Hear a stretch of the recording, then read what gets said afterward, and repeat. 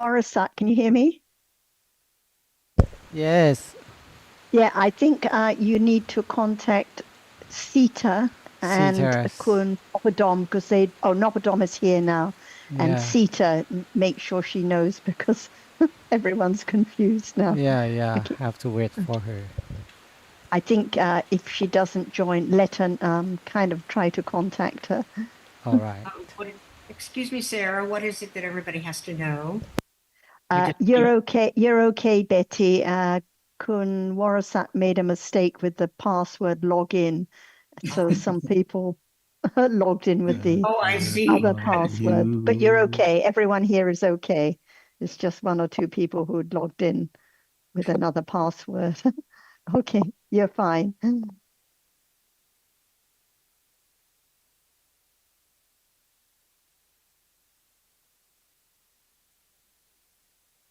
I can only stay till 2:30 today because I have to go to the palace. I go every other day because we're in mourning for the Queen Mother.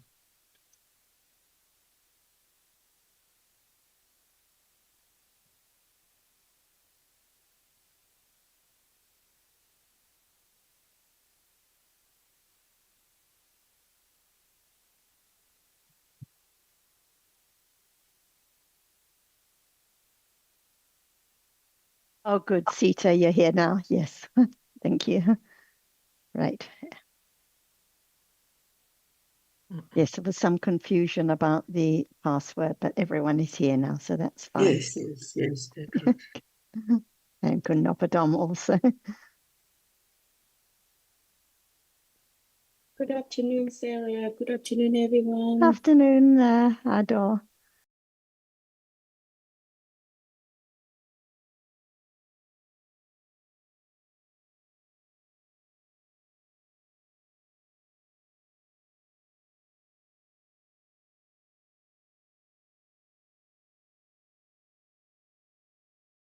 Swadika สวัสดีครับท่านอาจารย์ Betty said she has to leave early, so I don't know if there's any.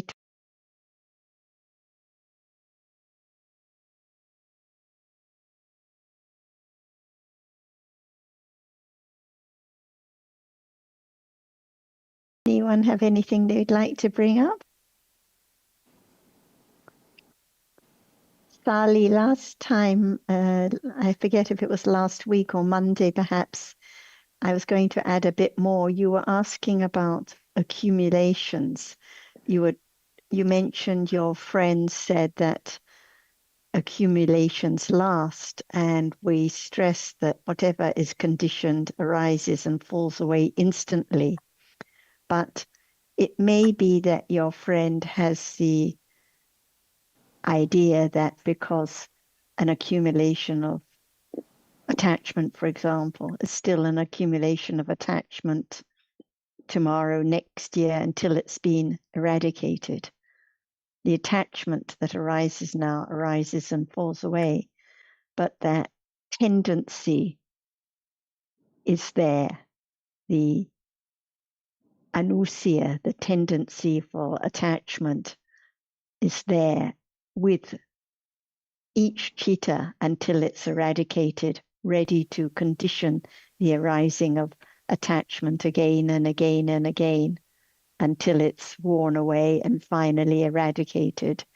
So that may be what your friend was thinking of.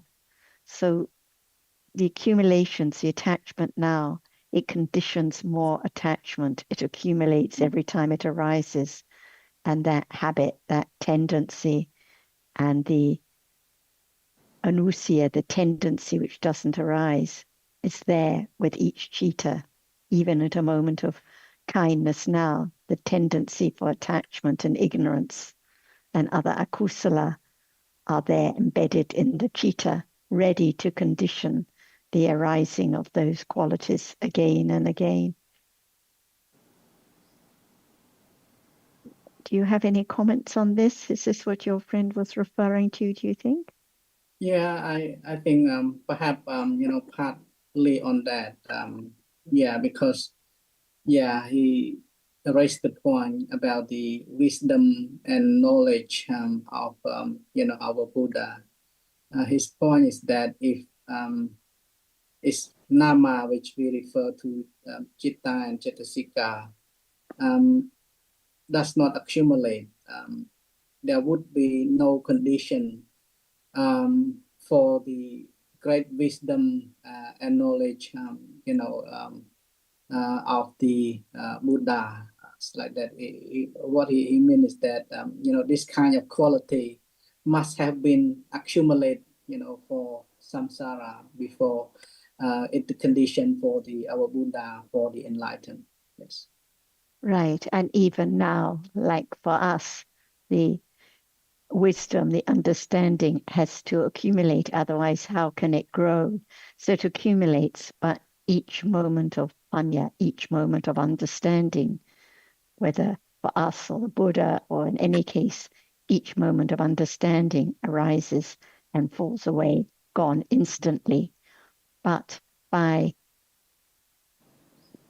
its condition, by accumulation condition, pakatu upanisya pachya, it conditions understanding to arise again and again, to accumulate and to grow stronger, just like the attachment now, the clinging to the taste of a mango, for example, conditions that a kind of attachment to that taste again and again.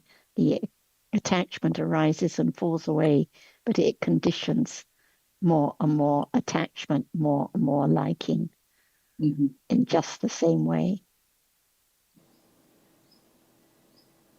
Yes. So no disagreement at all. So it's important to understand that these chittas and cetasikas, the kusala and akusala chittas and cetasikas, accumulate even though each one arises and falls away instantly.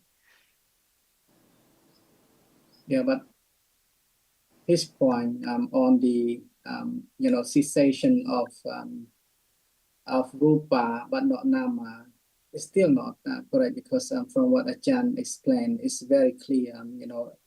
All sankhara dhamma are anicca, so it arises and falls away, instantly. Yeah.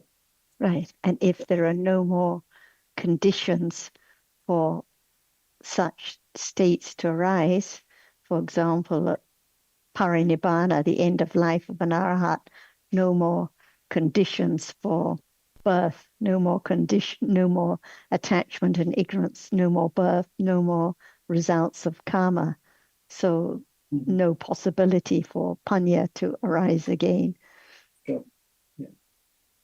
Just groups of rupas conditioned by temperature, that's all. It's like a tree, a dead body, a corpse is just like a tree, just groups of 8 rupas conditioned by temperature, but no more kamaja rupas, no more chittas, no more namas at all, as you say. Yes. Yes. And I just want to clarify also one point when we discuss, the week before on the first object of citta. When Achan asked this question, we understand that the first citta is santi citta, but the first when there's citta, it have to be an object of citta. However, the object of citta at the first moment is unknown, because it is the outside door.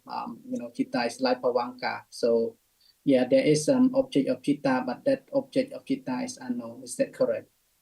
Yes, and will always be unknown. Exactly the same object of all the subsequent Owanga cheetahs and the Chuti cheetah of that life.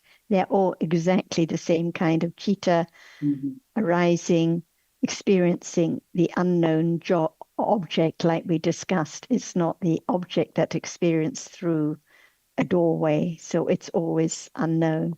Yes.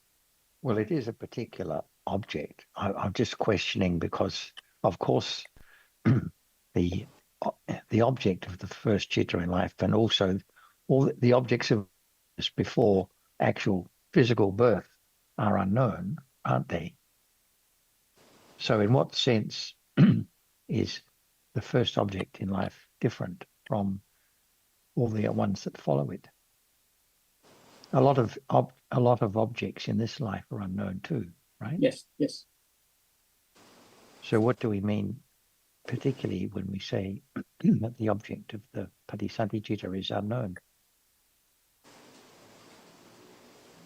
Yeah, because it is the end, outside door process is process free, as what we used to discuss, right, John? Yeah. Yes, but the same applies to the Bhavangacittas in this life, Yes, all of them, yes. throughout life. Yeah. So that's why the Patisandhicitta, Chuti Citta, and also Bhavanka are the same kind of citta, isn't it? And it is an outside door process or process-free citta. Correct. Exactly the same kind of chittas with the same object, but different functions. The function of Patisandhi is different from the function of Bhavanga, different from the function of Chuti, but exactly the same kind of chitta with the same object. All right. And what is the first process of chittas that arises after Patisandhi chitta and the following Bhavanga chittas?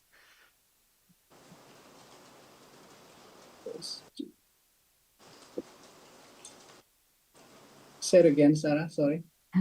So at birth, as you said, Patisandhi citta that experiences its object, which is unknown, not experienced through a doorway, and it's followed by Bhavanga chittas. And those Bhavanga chittas are interrupted by the first process of chittas in this life. And do you know what the first process, the first BT chittas are in this life? Okay. Let's call Viti Patika Citta, isn't it? Okay, the first BT chittas arise through the mind door Through the mind door, yes. with attachment. With attachment, yes. So just going back to the question of the Patisandhicitta and its object, I think the distinguishing feature of that is the object is from a previous life, not from this life. Because there are lots of chittas in this life, the object of which is unknown to us. So that's not what distinguishes the Patisandhicitta and the Bhavangacittta from those other other jittas that are arising now, and the object of which is unknown. It's that the object is from a previous life, not from this life. And that in this life, it's not experienced through a doorway, which is why it's never known. Yes.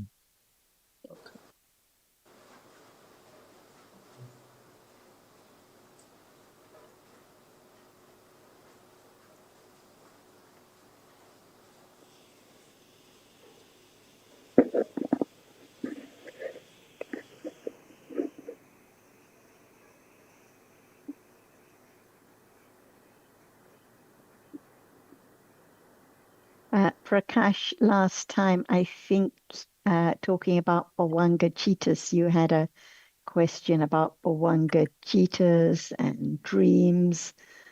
And we discussed how when dreaming, no Bhavanga chittas because it's mind door activity at those times, experiencing an object through the mind door, just like thinking now, thinking about crocodiles or coconuts or any object. So dreaming is just like thinking now, but without the sense door activity.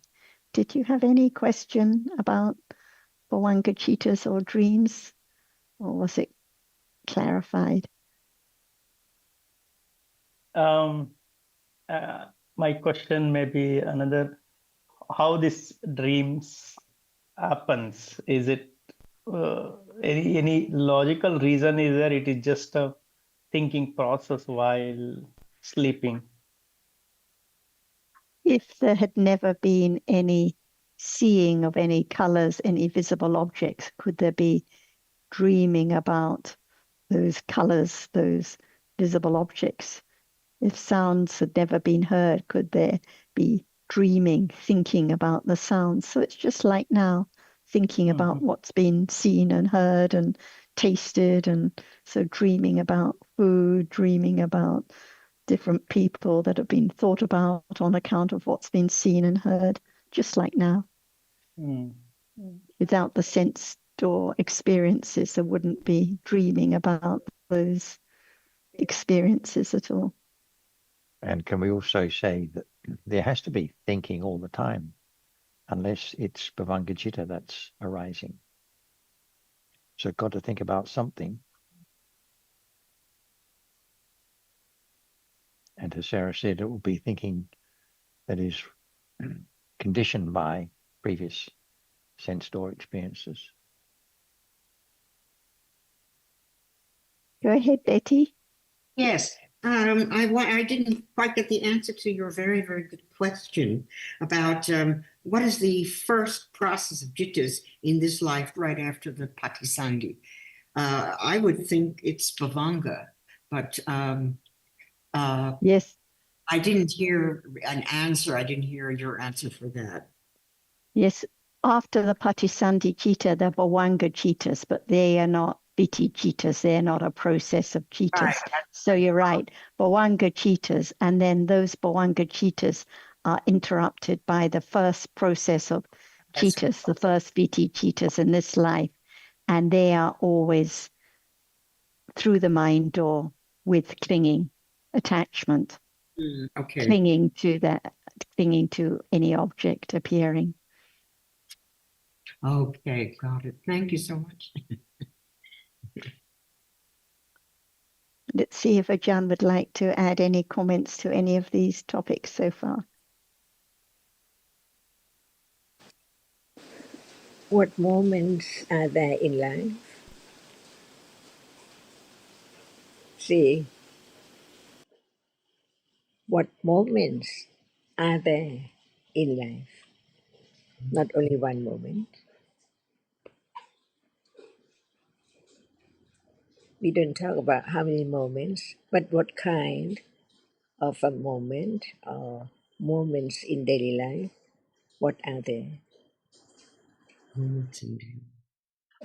Tanajan, are you asking me this question, or are you asking everybody? Just something to think about. Are there many moments in life? What are they? Many moments, different moments, or same many moments? Just talk about life. Any life, what is it? In reality, it's just moments of sense door and mind door processes. So today, there are moments of seeing, hearing, smelling, tasting, touching, thinking, and what? Only that or more than that? Well, there's also rupa, but that's separate. So what are moments now? What are moments right now? One at a time. There's sense door hearing, Oh. and then there's mind door processing of what the sound means. What is the difference between moment of seeing, hearing, smelling, tasting, touching, and thinking, and moment without seeing, hearing, smelling, tasting, and touching? Big difference. There's, in other words, it would be totally blank. There would be no without the sense door, hearing, and so forth, the six senses, and the mind. There would be no. It would just be blank. I don't know how to even describe it. It would just be blank. The blank chitta or no chitta or what? Well, there would probably, if you had such a moment without a mind or a sense or process, there wouldn't be any chitta. No chitta at all? Sorry? No chitta at all? If Or there there were must such a be? moment, if there were such a moment in life without some sense door process going on or mind door process going on, if you had such a moment, which I don't think you would have in this life, you would just have you could have the bhavanga jittas in the moment when a bhavanga, the moment when a bhavanga jitta would arise, say, between a sense door and a mind door process. What is the difference between moment of seeing and no moment of experiencing the sense at all, and moment of experiences the mind door, and moment without experience any object through mind door? Okay, without experience any object through a sense door or a mind door, as I said, would be bhavanga jittas, which would experience whatever the object, the first object in life that arose with the padisandhi jitta. Does bhavanga chitta experience any object? Whatever that object is, yeah, it experiences it. And why it is bhavanga, not the other moments like seeing and hearing? It experiences that object, but there's no cognization of that object and experience. Can that moment be known? The moment which does not experience any object through the doorway.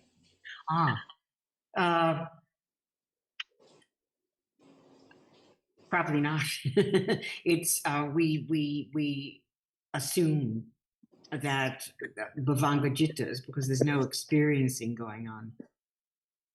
Is that bhavanga right now? Sure. Or now? Well, but it's so fast that you can't tell there's bhavanga. With a bhavanga, can there be the distinction between the seeing and the hearing and the thinking right now? Without it, no, you can't.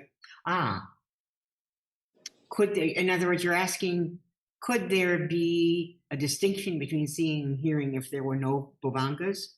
Yeah. Probably not. Probably not. Because the bhavangas, in a sense, hold, if you want to call it, life continuum together. Let's talk about bhavangas, there would be no connection. There would be no connection between the sense door and the mind door process, or a new sense door process and a new mind door process. Shall we talk about the moment in life from moment of deep sleep? What are there? In deep sleep, there's no awareness of bhavangas are rising, yes, and so there's no sense door, mind door, or there might be mind door, but there's no sense door processes going on. Maybe that if there's dreaming, let's say there's no dreaming and it's totally deep sleep, there's no sense door, mind door processes going on, just bhavanga. What reality is there at moment of deep sleep?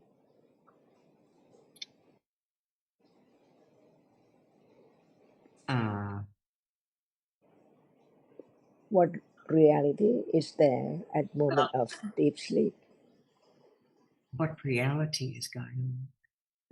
Well, is Bhavanga Jitta is considered a reality, is it not? We use the term bhavanga, but what is it? What is there? Is there any reality at moment of deep sleep? Okay. In terms, if you define reality as that which is sense through the hearing, seeing, smelling, etc., and the mind door, then there's no reality at that moment.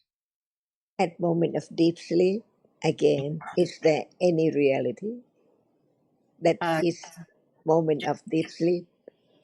Just bhavanga. We use the word bhavanga, but what is the nature of it? I don't know the nature of it. The only Betty, is Bhavanga a chitta, a chetasika, a rupa, or nothing? it's a chitta. A chitta. Is a chitta a reality? Yes. Is every chitta a reality? Yes. Right. So yeah, I mean but it's not sensing anything. It's not doing a sense door process. So it's not. Yeah, it's reality, obviously, but it's not doing a sense door or mind door process. It's still a chitta arising, experiencing its object, Yeah, but not through any doorway. Exactly. Yes. Still a reality. Yes. Yes.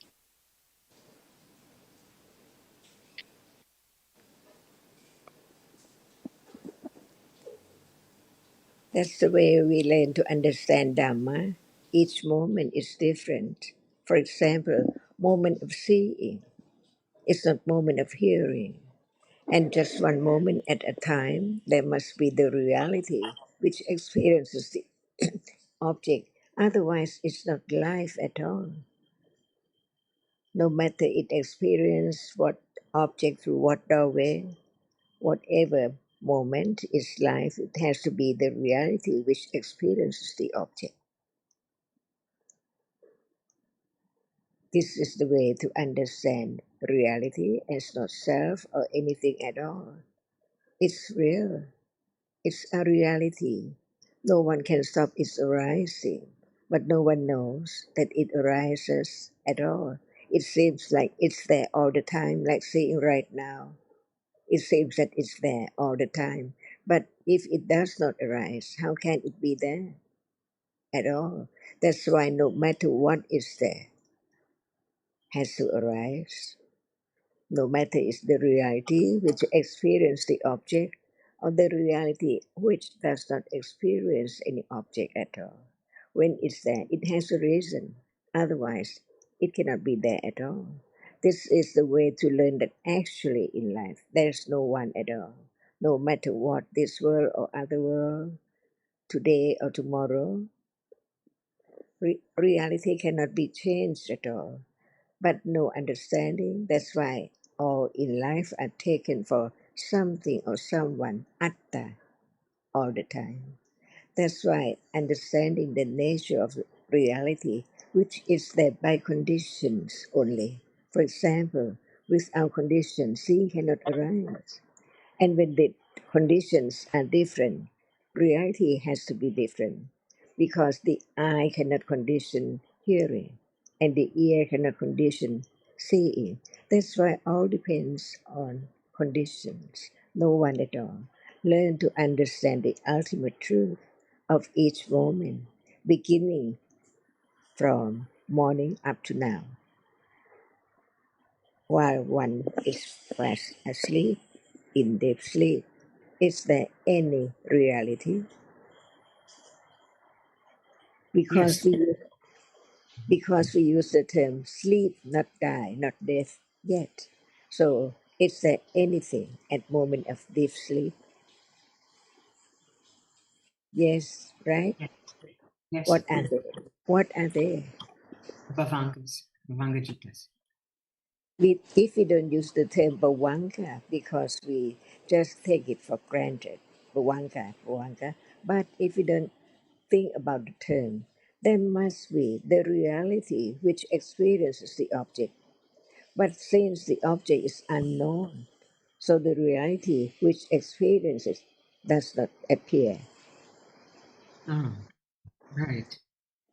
That's why, how come to be moment of deep sleep, there must be birth before.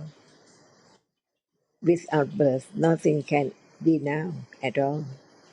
No seeing, no hearing, no smell. So the first moment in life is the first moment of the reality, which is conditioned to arise, to experience the unknown object. Why is unknown? Because it's not seeing, hearing, smelling, tasting, touching, and thinking, but it's there by conditions. The karma, one karma only, which is ready to condition such moment of birth, condition that kind of citta to arise to be the first moment, succeeded the death moment of last life instantly, of previous life instantly. So a moment of death conditioned the moment of patisantichitta, the first moment of life. And the word patisanti particularly succeed the previous moment, death. No other citta can arise after death at all. Not seeing, not thinking at all. It has to be the moment, the condition by a karma to arise, to experience the object unknown, because it does not see, it does not hear, it cannot experience the object of this world. But whatever arises to be the reality which experiences the object, it has to experience the object. So when it's not the object of this world, no seeing, hearing, smelling, tasting, touching, and thinking, it cannot experience the object of this world, but it has to experience the object because it's the reality which arises to experience the object, no matter when, no matter where, no matter what, anytime. That's why the first moment succeeded the birth moment instantly. It's conditioned by karma. It experiences the object. And what is the object of that moment, Patisantichitta? The same moment before death. Yes. Exactly the same. That's why it cannot know, or it cannot, the object of birth consciousness cannot appear because it's not the object of this world. But it experienced the same object before death, for sure. Conditioned by karma. No one can make any choice to experience for any one object at all. Even the object is conditioned, and the citta which experiences that particular object is also conditioned. When the object is so unpleasant, the kusala karma cannot experience seeing to see it. It's not its result. That's why all depends on conditions. So at moment of birth, it just succeeds the moment of death, experience the same object of death. So even that moment does the object of that moment does not appear. The first moment in life does not experience the object of this world. So the object of birth consciousness does not appear. One moment of birth succeeded by the next one, conditioned by the same karma, but it does not perform the function of patisantichitta. Only one moment in life is patisantichitta, so the next moment, conditioned by the same karma, experience the same object and the Yes. same kind of chitta, the result of karma, never change until death, the end of that life, the end of that karma. It cannot produce or condition its result anymore. So even the birth consciousness experience the object unknown, and the follow and the citta which follows experience the same object conditioned by the same karma. So the object cannot be known. It's the moment of deep sleep, being Yes. fast asleep. Same. And even now, we learn to understand that the visible object or any object which impinge on the bases are so very short, only 17 moments of citta arising and falling away. It falls. it lasts longer than citta. That's why we learn to understand that before seeing, there must be the object which is conditioned to arise, to impinge on the eye base one moment. But the citta at that moment, after the pavanka, it cannot experience any object at all of this world, even that which impinge on the eye base. But the impingement of the object at the eye base condition the pavanka to end. Right. Otherwise, they can never be seen.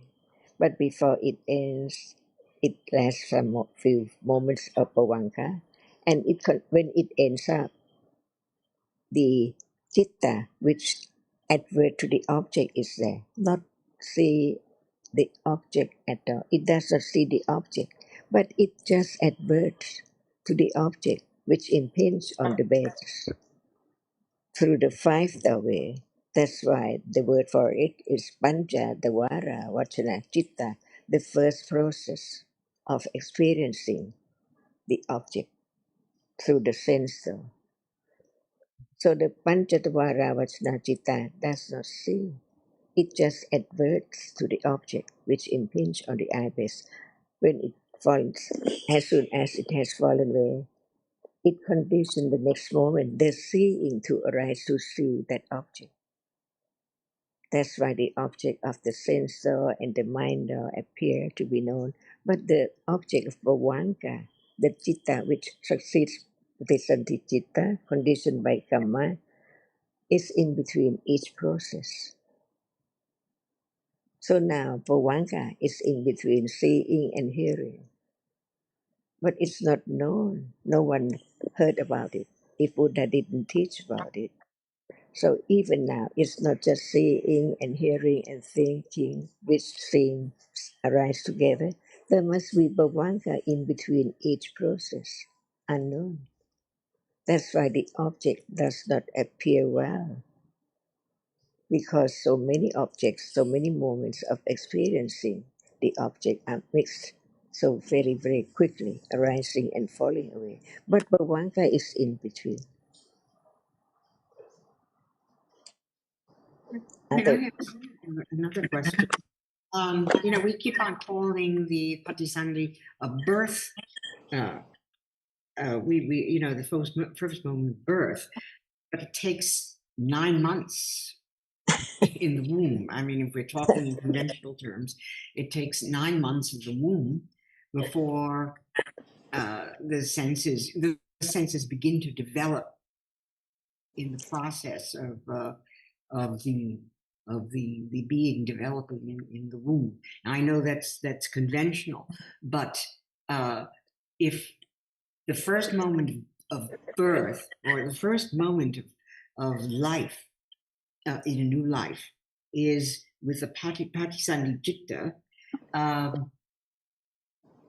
what in conventional terms, what is experience?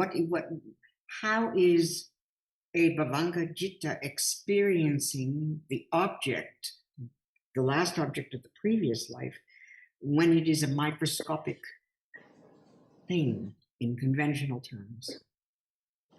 after one citta has fallen away, it conditions the next citta instantly, isn't it? So it doesn't matter whether it's conception or birth. It's at the moment of conception, the first moment of life, following the chitta instantly, Yes. long before what we call birth. Yes, exactly. That's what I wanted to clarify. That it's basically that happens at the moment of conception. Yes.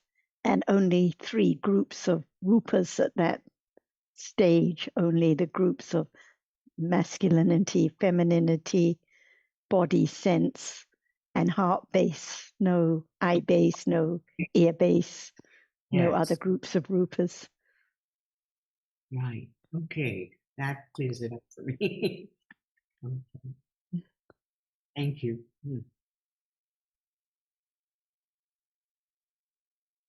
Go ahead, Liang. Thank you, Sarah. Sawadika, Chan. Hello, everyone. Yeah, talking about Vanka. It seemed to me that from my understanding, between indoor consciousness, indoor process consciousness, and outdoor consciousness, it seemed to me that Pavanka are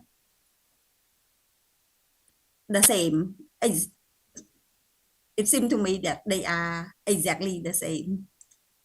But if compared to the indoor process consciousness, which are all sound different from each other.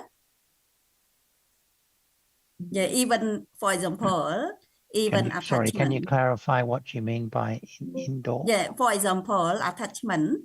Yeah, every attachment. By indoor and we outdoor, can see that Liang, sorry, just a second, Liang. By indoor and outdoor, you're referring to the cheetahs experience an object through a doorway, and the Bawanga cheetahs, which you call outdoor, that don't experience through a doorway. Yes. Okay, carry on. Yeah. For example, for attachment, every attachment, it seems to me that they are quite different.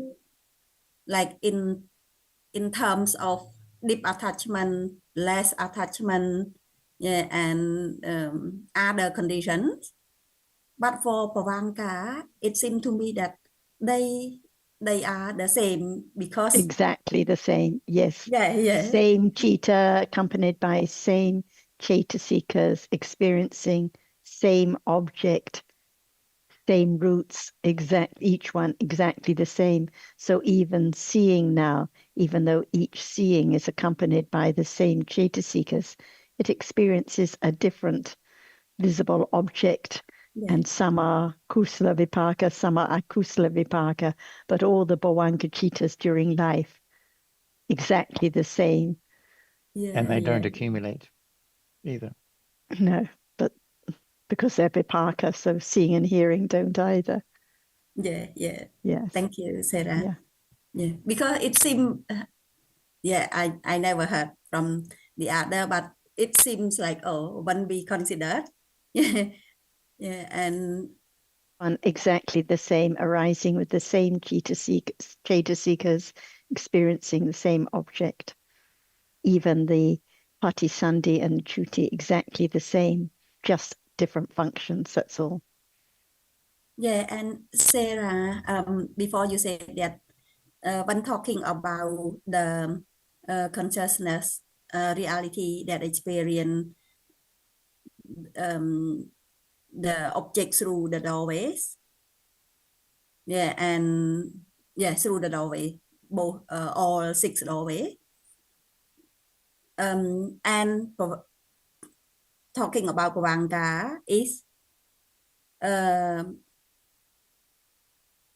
Pavanga, it means when no reality that experience the object through the doorway interrupted. That we call Pavanga, yeah? I couldn't hear you, Sarah. I don't know why. Yes, the other way around. The Bawanga cheetahs arise and fall away, and they are interrupted when a sensed or object or mind or object impinges on the doorway. For example, when visible object impinges on eye sense, the Bawanga cheetahs are interrupted, and there is the adverting to that visible object and the other cheetahs through that doorway. So if there was no interruption, there would just be Bawanga cheetahs. Yeah, and it like in deep sleep, no interruption, so just Bawanga cheetahs. Yeah. And when talking deep sleep, after deep sleep, in conventional saying, we say that after the deep sleep, we feel better, more energy, feel like we having more energy. But if I observe the sorry to raise a bit not a really good bird, but most of them, you know, when they getting old, yeah, the between the process of doorways, process chitta, like the gap are longer than most people when they were young. Yeah, but they look more tired, you know.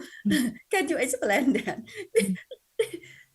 I think they should be Usually, like have more yeah. energy because a lot of Pavanga Chitta in between, you know.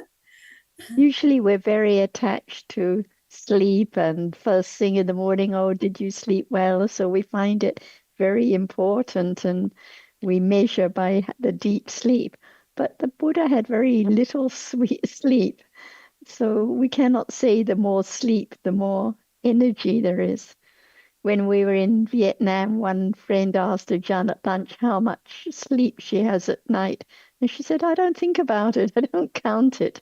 You know, it's so much clinging to how much sleep we have. And if we wake up and we haven't slept well, we have a long story about how the day will be so difficult. But each moment is conditioned. Who knows? Sometimes we sleep well but feel tired in the day. Sometimes we sleep little but no problem. So each moment, each Dhamma conditioned, but in many ways.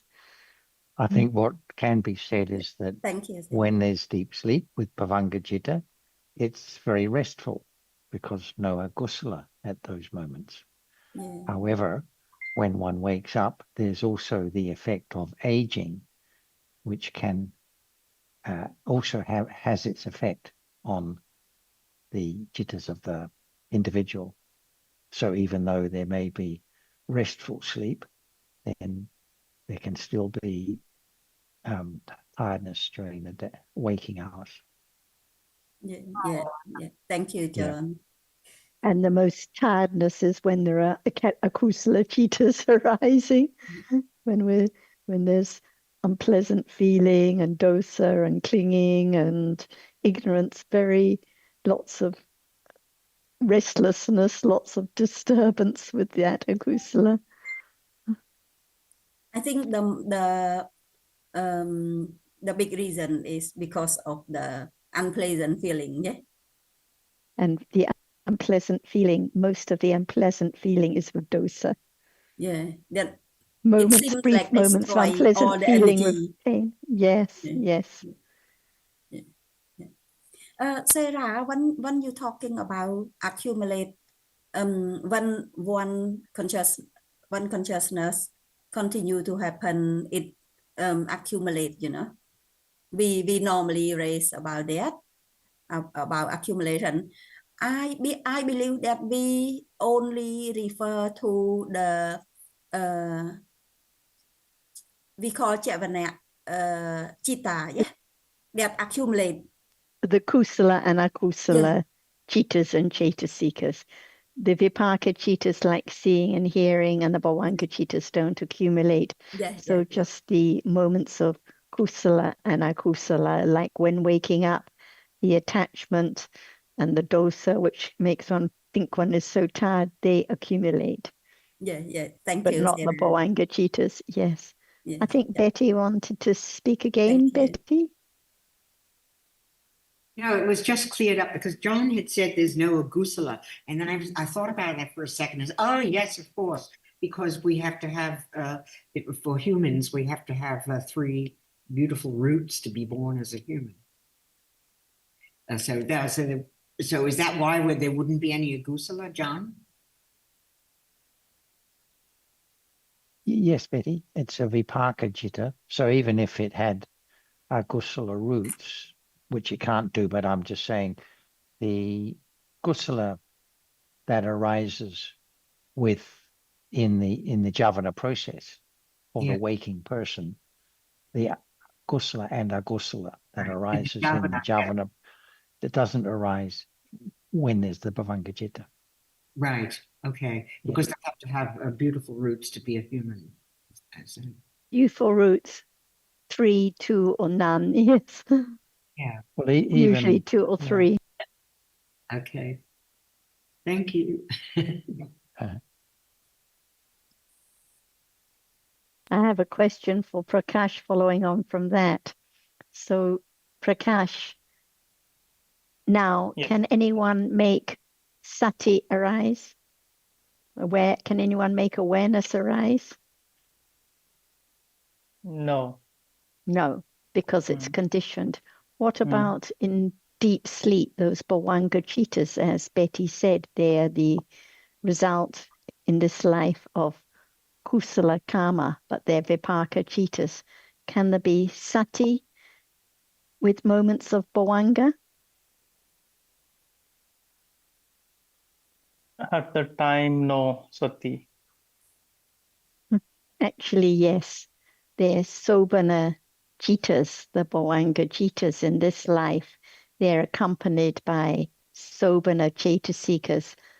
Each one is Mhm. accompanied by sati, by sada, by hiri, otapa, pasadi, calmness, even though they're vipaka cheetahs.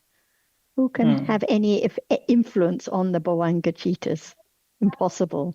So I just mentioned this just to stress the point that no one can make sati arise. No one can stop it arising with Bhavanga cheetahs.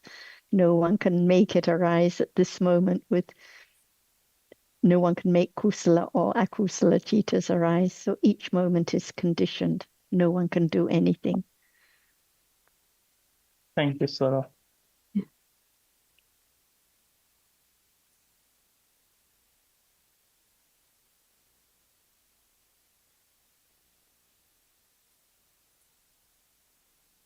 That's the only point, the only reason for learning a little bit more about the different dhammas, the Bhavanga cheetahs, how they are different from other cheetahs, what they experience, how they can be kusala or akusala vipaka, but must be kusala vipaka in this life, and in this life when they have wholesome roots, then those sobana chetasikas arise with them. So all by conditions, none of them belonging to you or me or anyone.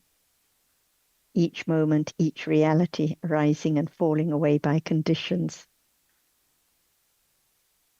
The first moment of life long before birth, and the rupas that are conditioned at those moments. Who can change it? Who can affect it? So every reality in life arising and falling away by conditions.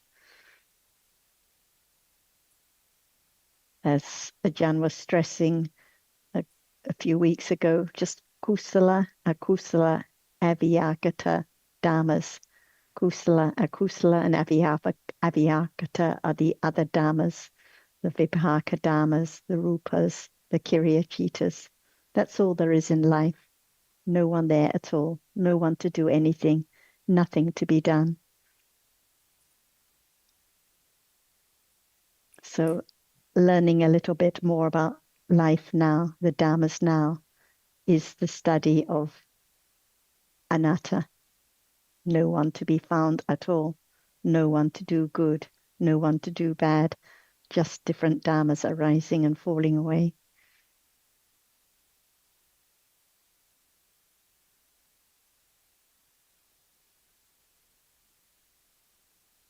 Sarah, when we wish something to happen, it means that we want to control the reality that is happening.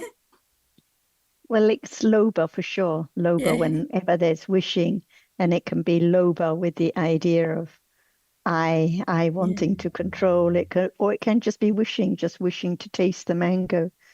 Who knows? Different kinds of Loba, I wishing, mean, different kinds of loba with wrong view, loba without wrong view, loba with mana, or just plain loba. Wishing thank to you. have understanding can just be loba or can be loba with wrong view. Thank you.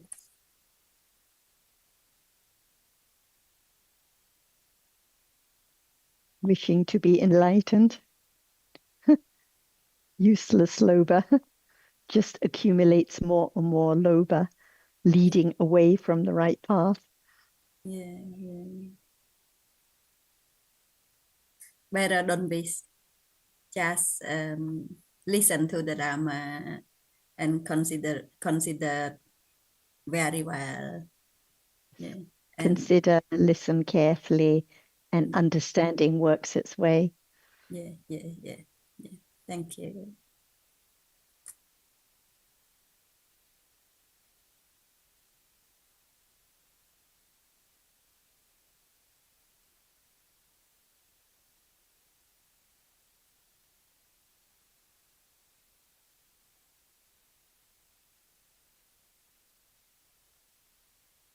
Sarah, can I ask you a question? Alan, go ahead. Last week you had a conversation about what is now, and you explained it for somebody who had no previous knowledge of Buddhism. A response from the beginner to that message, what is now, could be, what is the point of learning about what is now? So how would you explain the point of learning about what is now to the complete beginner? Sorry, the purpose, what is the point of learning about what is now? What's the benefit of learning about what is now?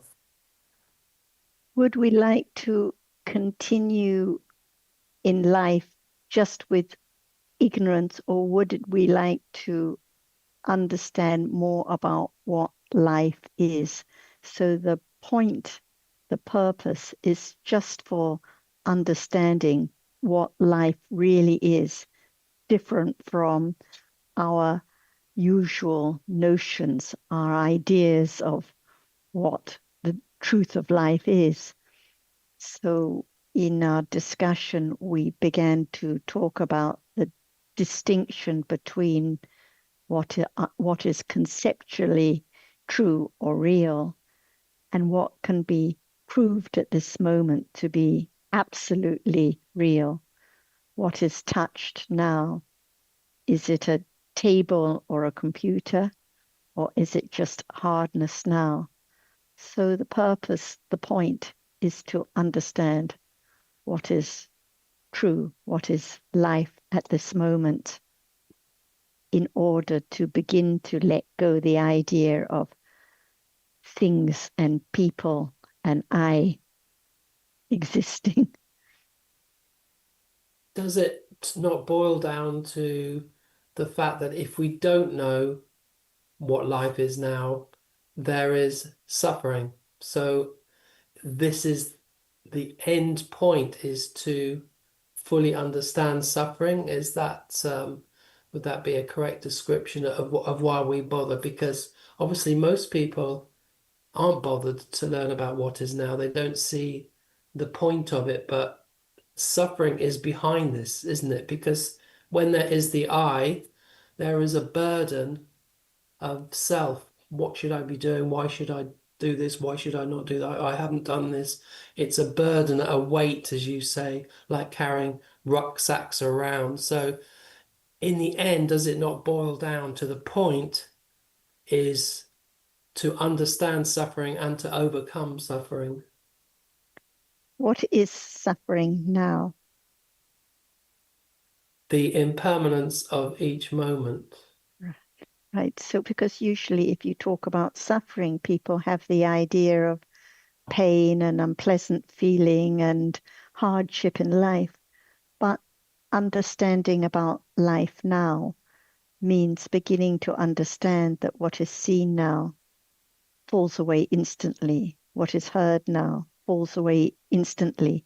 How can that which falls away instantly be of any refuge, be satisfactory at all? Because it's gone instantly. So what the Buddha taught is that whatever arises now falls away immediately and is unsatisfactory, dukkha, not a refuge at all. So what is the point of clinging again and again and again to that which is of no refuge and has gone instantly?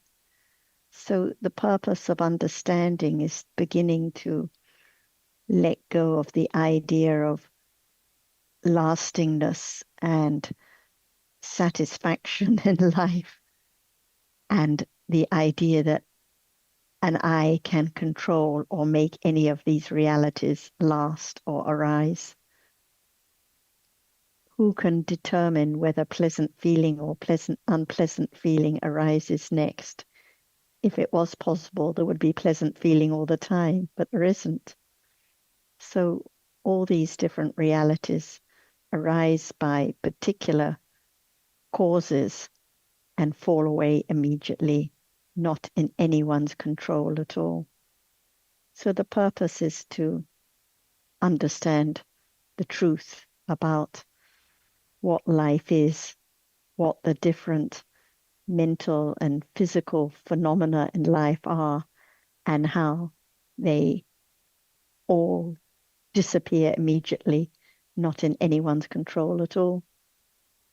Could you Yes. frame that the I was going answer? to just add briefly, Alan, that is the purpose, as Sarah said, but of course, not every individual will find that explanation attractive or a reason for further interest. And we see from the Buddha's time that people have many different reasons for following the Buddha.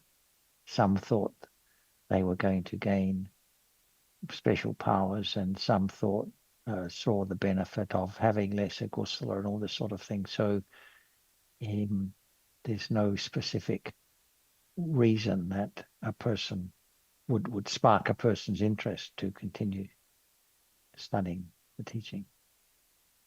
Is it not more of a relevance to somebody to frame the beginning of Buddhism or what the essence of Buddhism as the Four Noble Truths, the understanding of suffering, the cause of suffering, and the path leading to the end of suffering, and the end of suffering in the wrong order.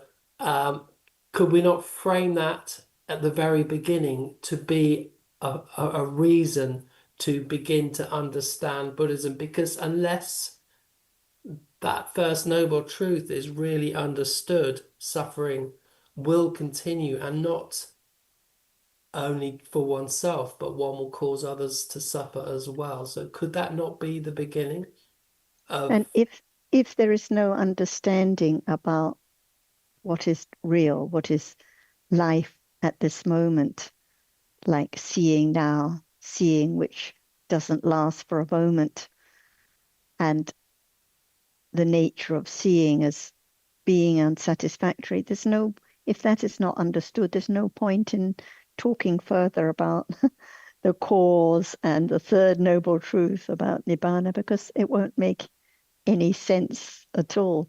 So I think one has to go little by little.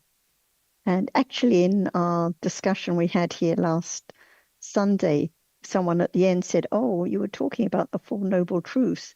And I said, "Yes, but we don't have to call it the Four Noble Truths. We can talk about realities. We can talk about their natures being impermanent, but we don't have to call it the Noble Truths, because it doesn't mean anything to newcomers." Yes, and I noticed, I mean, in the Zoom discussions, really, the first noble truth is there all the time. The Or impermanence. that's what we're talking about, yes. Yeah, even without mentioning And it the as the first way noble we're truth. talking about the importance of understanding more about realities. So actually we're talking about the path, but we don't have to call it the Eightfold Path and so on. But actually that's what we're talking about, but in simple language. Yeah. Okay, thank you. Thank you. After the live discussion we had here, which was a very full, large group of people, when I've seen several of the friends afterwards, and the general comments were, okay, people appreciated it. Food for thought. No one says they like it, but food for thought. So, and I think that is a good response. So if it helps people to consider what has never been considered before in life, that's a good outcome. One would like to encourage anyone to consider more after they leave, because if one just listens and says, oh, that's great, lots of fun, good, end of discussion, it's not of any value. So we want to encourage people to consider and reflect more, question what they have always taken to be the truth of life. So really, the question, what is life now, is it is the ultimate question, if you like. It is the most important question to have correctly answered. There is Yes, nothing, and most because people it have points never to been what. asked. Yes, yeah. Yes, it's never thought about. No.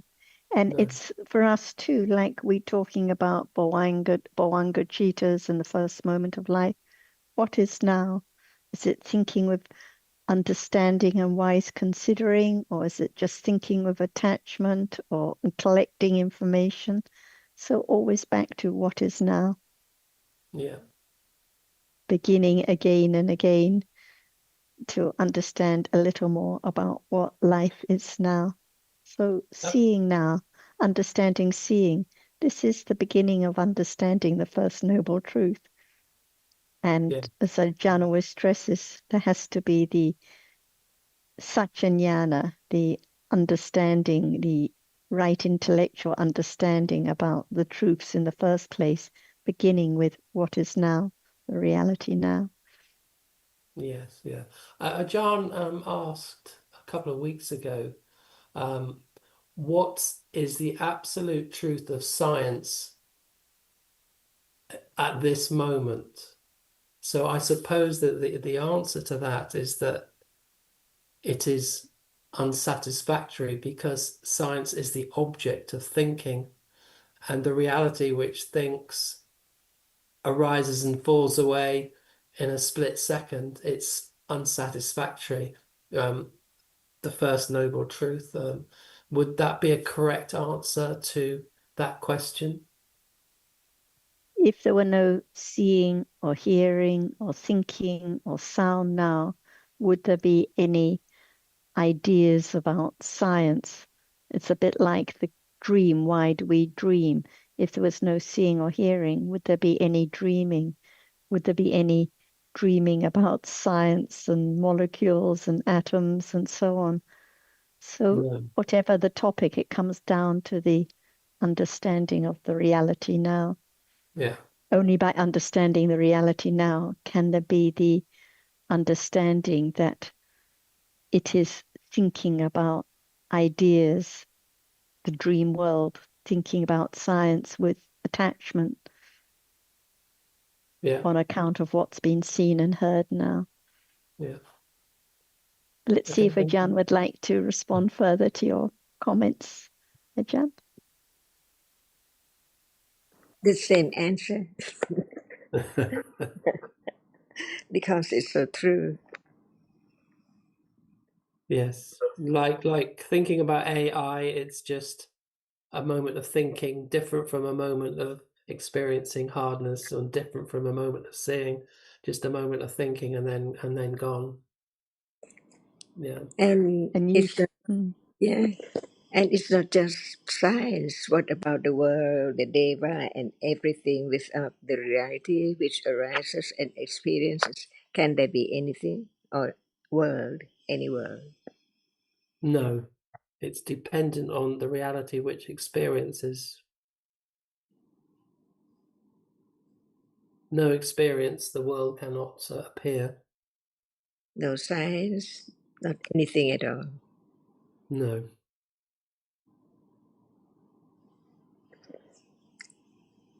Yeah. and it depends on one's interest, what one thinks is so important. Science or a religion or piano playing or AI. It just depends on one's interest and attachment. But actually, the realities, the seeing, the hearing, the thinking, the hardness touched, just the same, just dreaming about different ideas, different stories on account of what is experienced now. Yes, yeah. Okay, thank you. And that's why the truths taught by the Buddha exactly the same as today. It makes no difference whether there is AI or social media or Zoom discussions or living in the city or anything else. The seeing is just the same. The hearing is just the same. Attachment just the same. Thinking, just thinking about different stories, that's all. Good topics to raise for everyone, Alan. Thank you. Yeah.